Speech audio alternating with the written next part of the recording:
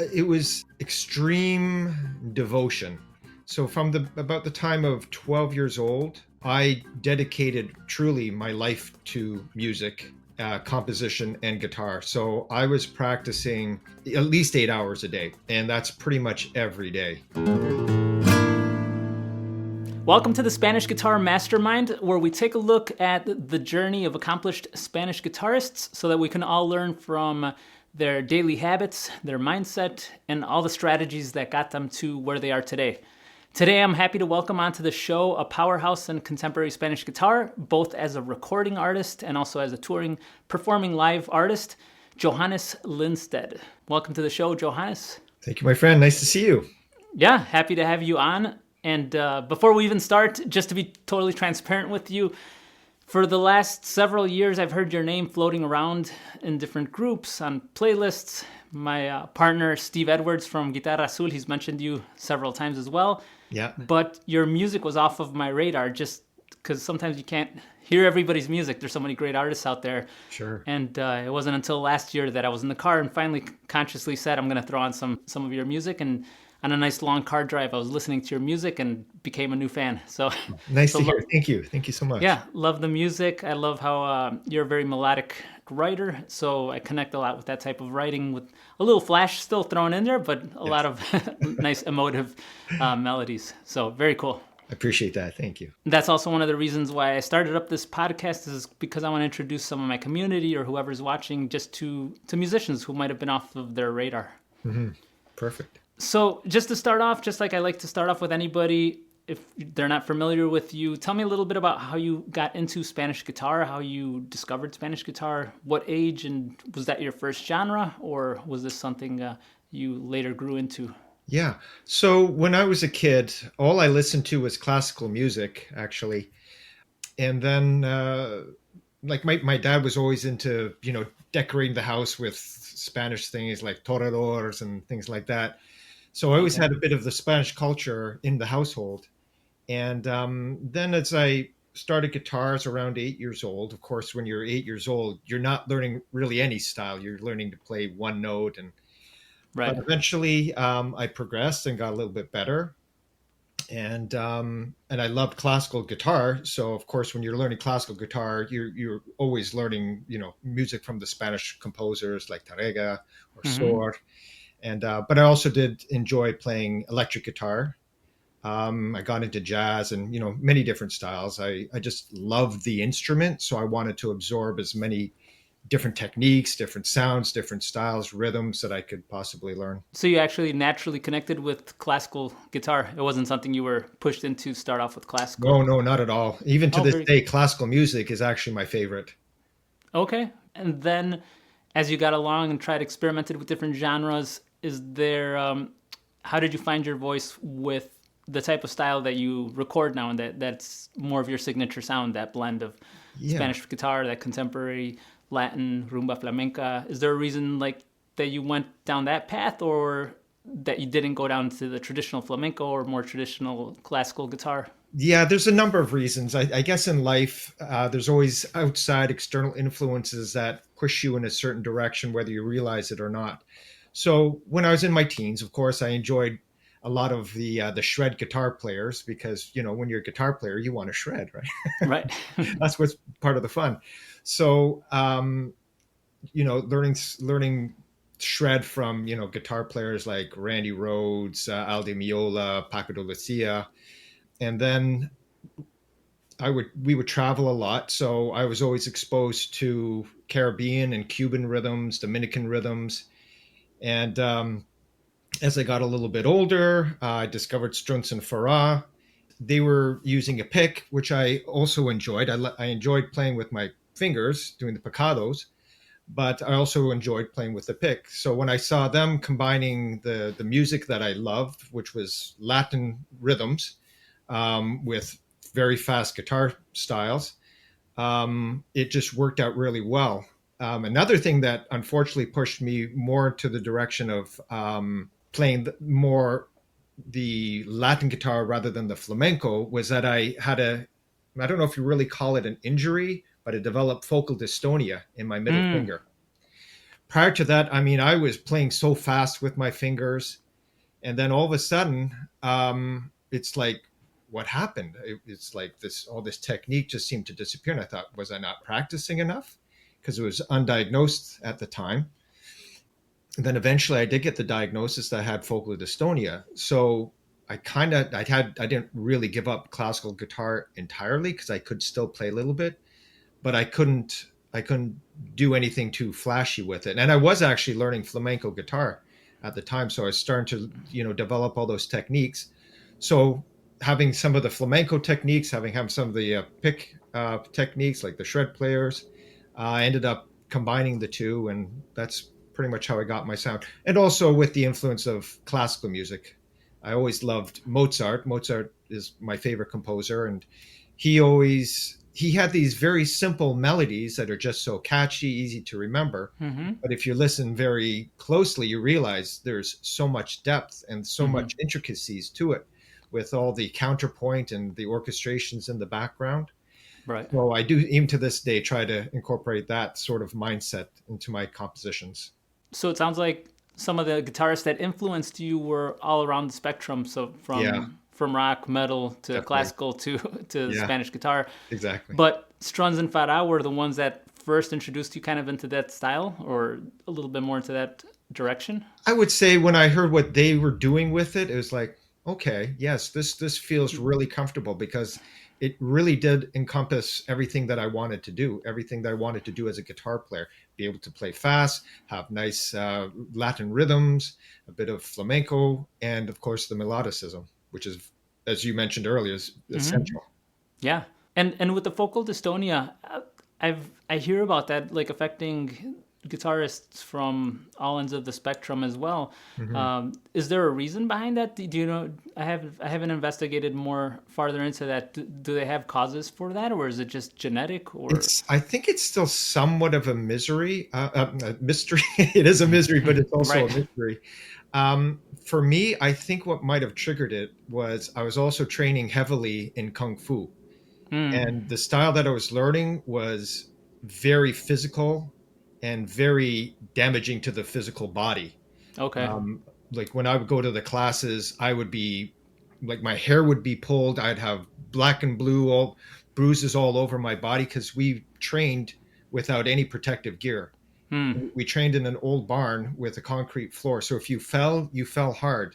So there was a lot of pain involved. And I remember training with my teacher, and his body was like steel. Like, you might have heard of iron shirt kung fu, which you develop very dense bones, very hard muscles. And we were doing what's called forearm banging. So we were hitting our forearms like this, and he had hit me so hard right here, and I almost passed out. And I didn't even think that was possible, but I remember feeling really dizzy. And I think that actually might have triggered it. So in some cases, I think it might just develop. They do say that there could be some form of a trauma, whether Okay. it be emotional or physical. And I think that was my trigger for this, because it happened around at the same time. That sounds like a risky sport to be a part of and be a guitarist. Yeah. It doesn't I sound did like have it to pairs give it too up, well. but yeah, eventually. Yeah. And just to kind of circle back to around that time, how were some of your habits and your routines to learn guitar? Well, did you have a methodical approach? Like since you started with classical, were you a little bit more structured, or was it a Mhm. little bit more all over the place? Well, it was extreme devotion. So from the about the time of 12 years old, um, I dedicated truly my life to music, composition, and guitar. So I was practicing eight, at least 8 hours a day, and that's pretty much every day. And how I long remember did that phase last? Like the more oh, extreme. over well over 10 years, until you get busier in life. So Right. yeah, I mean, I would come home from school in the afternoons. At lunch, I'd practice. I'd come home, get all my homework done, practice, and I'd be, that's all I would be doing. My friends would go out on the weekends to party, and I never got into any of that. Never got into drugs, never got into alcohol, never been drunk in my life, don't touch a drop of alcohol. And my obsession, my addiction was music. It still is to this day.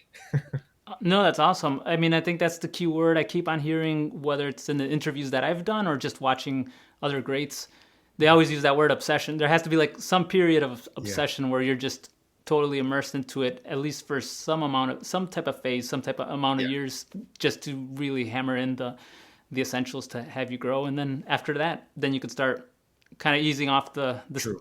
off the accelerator a little bit, but you Yeah. still got to keep pushing forward. And then the composing, did that also, you mentioned you also started from a young age with the composing too, or? Yes. Yes. And again, I was composing in many different styles, rock, jazz, but mostly classical music. Even to this day, I probably have way more classical compositions than I do of anything else. Like I'm talking thousands.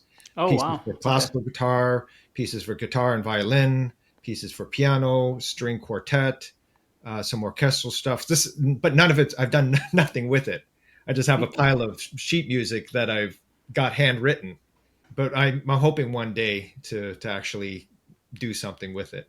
And did somebody help you with the composing, or was this something you just learned on your own? Well, again, because I was so obsessed, and even in my teens, Mozart was my inspiration. I really taught myself largely how to compose and orchestrate, studying manuscripts, but in high school I did study music, so I knew a Okay. little bit about counterpoint, like four voice harmonies, the role of different instruments. I played in the jazz band and the concert band in high school, so I could also see what other instruments would be doing. And then flash forward to now, how are some of your current routines? I mean, do you still have a rigid practice schedule or time that you devote to composing, or is it day by day what you feel like? Well, life has really taken a turn for me in the last few years. My parents are older, and unfortunately, my mother developed Alzheimer's a Mm, number of years ago. And about 7 or 8 years ago, I I moved in with them to be her primary caregiver, okay. which has been the most rewarding thing, but also the most emotionally and most difficult thing I've done. Like Draining, yeah. it's so hard. Yeah, Right. it's because it involves so much. You're giving your heart, and it's not something that you can really improve. It gets worse over time, and Mm-hmm. so your role becomes more and more sad and difficult and challenging. So now that's a big role of my life, but of course Okay, so I that's do the make. priority right now. Yeah. Yeah, Yeah, yeah. for But of sure. course I do dedicate whatever free time I have to my music. And Okay. one of the one of the problems is, which is also a blessing, is that it seems whenever I pick up the instrument, I'm composing. So I just have so much music that I just don't know what to do with it. I've got cassette tapes of like tons and tons of ideas. I've got songs that are, very close to being finished, and it's a little bit frustrating when you have all this music and you just can't keep up with it. That's an amazing gift to have. I mean, if you feel it flowing out, because I mean, for many people, we have to search and search for ideas. But Yeah, if it's flowing that's out of you, it's that's never been a amazing. problem for me. I don't know Yeah. why. It might be because when I was a young child, before I even got into guitar, I was always creative. In fact, I wanted to be an artist up until music started taking over. But when I was very young, 3 years old, 4 years, I started drawing, and I loved drawing. And so I already started, I guess, creating an environment in my mind of, just being Creativity creative. and right. So up to this point in your career, what would be one of the biggest challenges that you've had that you feel you were able to overcome? Biggest challenge. Either whether it may be something technical on the guitar or maybe something in the terms of doing it as a full-time musician or recording. I mean, something that comes to mind. Yeah. I mean, I've been pretty lucky with my career. I signed with a record company very, at a pretty young age. real music out of California, and they released my first four albums, and they did a very amazing job. Back then it was CDs, Right. so they had a wonderful distribution network. I don't know if people remember like the Nature Store. Um, what was the other one? There's like a gadget store in the U.S. There's a big gadget. Radio Shack. It's like a Radio Shack, but not Radio Shack. And Okay. they used to sell my CDs, and then abroad in like Asia and Europe. So Oh, I nice. had already Yeah. developed a very big following globally because of that. Okay. And then eventually I started my own record company, and I guess because of having that foundation, my career has been very steady. Do you So still run your record company I or? do, yeah. Yeah. Oh, Yeah. nice. I Okay. mean, it's not like how it used to be, because you're not Right. really doing CDs, which involves a lot more, the design of CDs, manufacturing, having a distribution network. Now anybody can distribute their stuff online, and it's not that challenging, really. The challenging part, of course, is just developing a following, which, as I said, I had already had built in because of my former record company. Because of distribution and Yeah, company. Yeah. yeah. So, I mean, it's always hard to get good gigs, you know. Um, but again, I perform as much as I want to, and I travel about as much as I can, considering my situation. Mm-hmm. I can't really say there's too many challenges other than my focal dystonia. How do you feel about how the world's going right now in terms of back then you said, I mean, the record company really helped you get some notoriety and get some reach, but nowadays Yeah. it's all basically online, having to do it yourself through Yeah. Well, content and I guess that makes it more of an even playing field, whereas before it would be a very small percentage of recording artists that were able to, get any kind of success. Now, if you understand the business, and you, let's face it, have a little bit of money to invest, and mm-hmm. you have the dedication to market yourself, then you can, you know get a pretty good following, and that always translates. And of course, if you have good music, Right. then it translates to listeners and streams, and you can build a good career. So in a way it's kind of better, I would say. I know a lot of artists who are starting out might not see it that way, but if they understood the business end of things, and this is something I always say to younger musicians, that they have to understand the business end. Composing great music, being a great musician, that's really kind of a small part of it. If you want to have a career, I mean, if you want to be a great musician, that's fine. But if you want to have a career where you're actually making a living, then you need to know the business end of things. And that takes a whole different mindset. You have to think like a businessman at that point. I was just about to ask you what's one piece of advice you would give to the young ones in terms of getting into this as a career, but I think you just answered that one right now. I Yeah, think yeah, that's a great basically point. that. Yeah. Being a understanding business and studying that aspect. It's great to study the music. That's the foundation. But then once you're ready to get your music out into the world, you have to educate yourself on how to be a businessman. I think that's one of the biggest downfalls and or drawbacks in a lot of musicians that want to do this full time and have a career in this is that there's a lot of complaining and a lot of complaining about a lot of factors that are out of your control, but they don't realize that at the end of the day you have to think about it as a business, and Yeah, we have to look outside of our industry sometimes and learn from other industries to treat it as a business yeah, and have that balance between the two. So yeah, yeah. I agree. So what else do you have on your plate coming up? Any new recordings? Any performances or tours that are coming up? Or Yeah. right now is it just a little bit more subdued right now? Or No, funny that you should mention it. I am actually just finishing up a CD. The music might be actually ready today. oh wow, oh okay, Yeah, nice. I've been really focusing on trying to get the CD ready. And I just finished the mastering. I've done a few more tweaks on a couple of songs, so I was just working on that before we hopped on here, and I think it's sounding good. I think it's pretty much ready. I've got the artwork about 90% done. So, I mean, I'm probably not going to, I don't know where you release it now in store. So I'm not really focusing on that. It's just going to be Yeah, essentially available on my website and at my performances. and I do have a couple performances coming up, but they're in Canada. Okay. One in Burlington and one in Toronto, and that's going to be the end of October and the beginning of November. And then I'm going to be on a little bit of hiatus, hopefully travel a little bit, and then obviously still work on new music. And yeah. In terms of your recording, I was curious too. Do you self-produce and do the recordings through your own studio, or do you work at through a different studio, or work with any producers outside of beyond yourself? Yeah. No, I do everything myself. So I have my home studio. Okay. I have some good quality gear, some nice mics, Yeah. and some good preamps. And after all these years, I think I'm kind of figuring how to make Well, things sound good.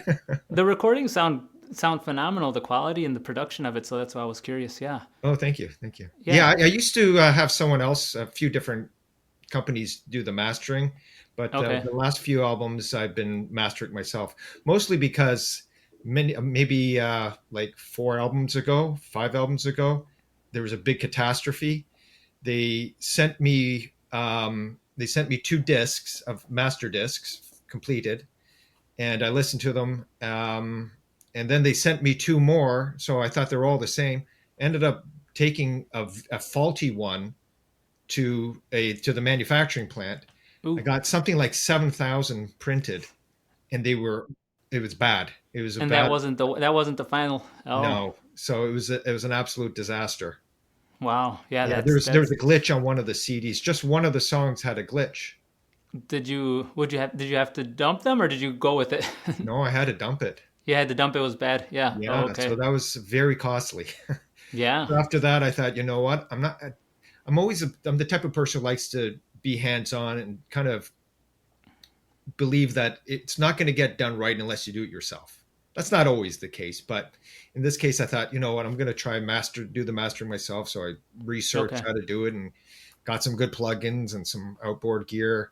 And yeah, so I think I'm doing a What? pretty good job with it. Nice. When you mentioned the artwork, it sounded like you meant you sounded like you're also doing that yourself, or no? Or did I I misunderstand? have done that. I mean, usually if it's just a single, I'll have some photographs that were taken of me, usually in the Dominican Republic, and then I'll just add a song title or Right. the single title and my name on it. Yeah. So not that big of a deal.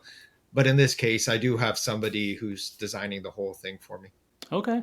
Mhm. Hey, one question I forgot to ask you a little earlier is, what do you define? What label do you put on the genre of the music that you do? Because that's one of the questions that I always run into, like some different avenues with different artists. What Yeah. do we call this style of music? I generally just throw on a general label of Spanish guitar or contemporary Spanish guitar when it's a blend of Latin and rumba Yeah. flamenca. But I was just curious, what do you call it? Because I'm not sure Yeah. what to. So, well, back in the day, when CDs were more of a thing, and especially when I was with a record company, they released it as New Age. Which Right, I know I for thought, period they used to call it that. yeah, I mean, maybe some of my ballads, the slower songs, are kind of New Age. And I am kind of into New Agey things. Like I'm a certified yoga instructor. I meditate and Reiki master, things like that. So I am into the kind of New Agey kind of stuff. Okay. But I guess nowadays I call it either guitarra latina or just Latin guitar, Spanish guitar. Okay. Yeah, Okay. or world music if for a Or broader. world music, if you Yeah, need. Okay, gotcha. Lastly, like I told you, my partner Steve Edwards from Guitarra Azul, he's always speaking highly of you. So hopefully one day we get to collaborate and do a concert together or do a couple yes, stops. That would be that'd be amazing. So fantastic. Yeah, I love Steve. He's a great guy. I met him a few years ago in Chicago. yeah, he mentioned you guys had a bite to eat together and got to Yeah, hang out he's for a a little lot of bit. fun So yeah. and very talented too. Yeah, he's an amazing player, Yeah, also great composer as well. So I'm yeah, privileged to be able to play along with them as well. So right. we just finished. We're finishing off our last album as well. Now that you mentioned yours, yeah, we've been in the studio recording, pretty much almost done. He's throwing on the final touches. I just finished my last session as well, so Amazing. we're looking forward to that as well. So Very cool. Johannes, I really appreciate you taking the time out of your busy schedule to hang with me and just to talk a little bit about your journey. It was really interesting to hear a little bit about your backstory, and I'm sure a lot of people that follow you will find this interesting as well. So appreciate everything. My pleasure. Thank you so much, David. All right. Well, I will see you in the future. Hopefully we get to play together and talk soon. Sounds And for everyone else, we'll see you on the next podcast. Peace.